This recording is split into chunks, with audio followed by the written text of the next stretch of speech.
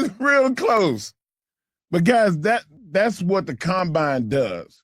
It gives you a false sense of what's really important sometimes. And I want to go to this year's draft. You had guys that they actually have skins on the wall. They were all conference players. They were really, really good. They were valuable to their teams. And those are the people that you should put more emphasis on. Now, there's some great guys in the top 10. But right out of that top 10 is the guy that I've been screaming from the tallest tower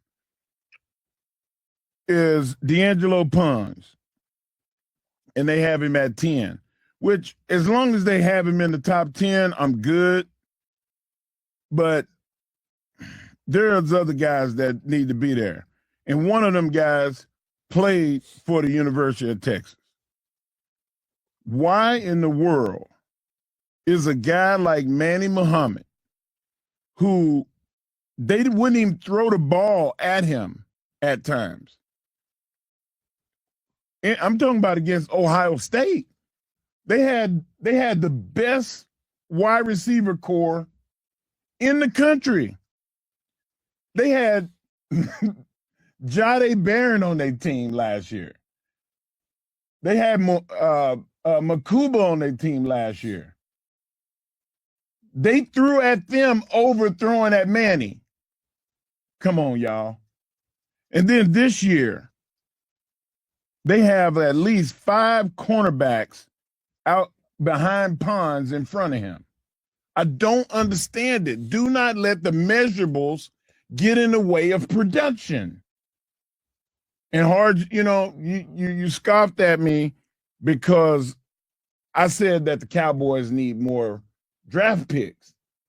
And they have 3 guys on their roster that they need to trade them for picks because they can rebuild that entire defense in 1 year with what's in the draft today, because the draft is so wide receiver and so secondary heavy that there's a lot of guys that are going to slip into the second day.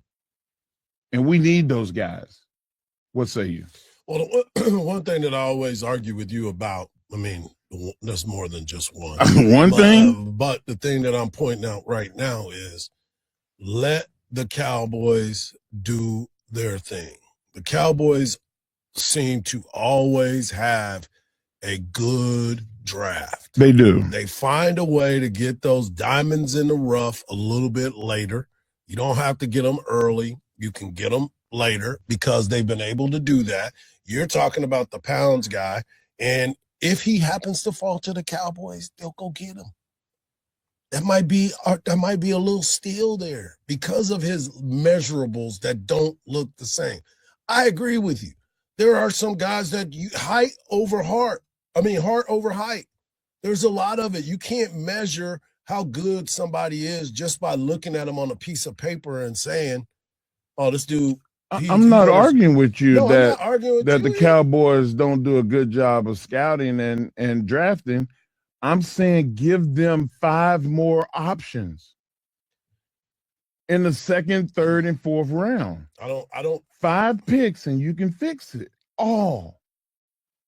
5 picks in the second, third, and fourth round, and you can rebuild that defense and not have to go into free agency and mortgage your house because you need to pay a player.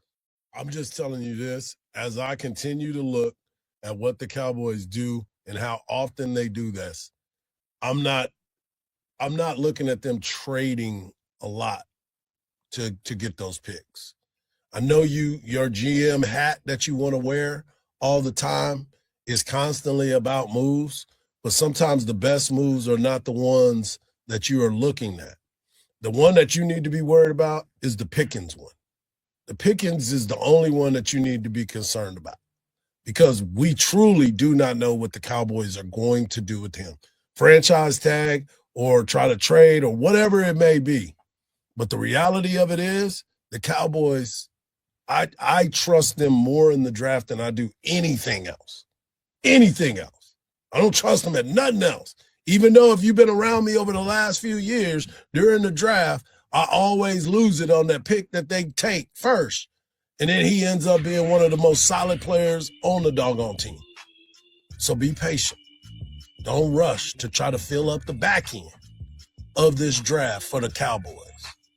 Just let them cook.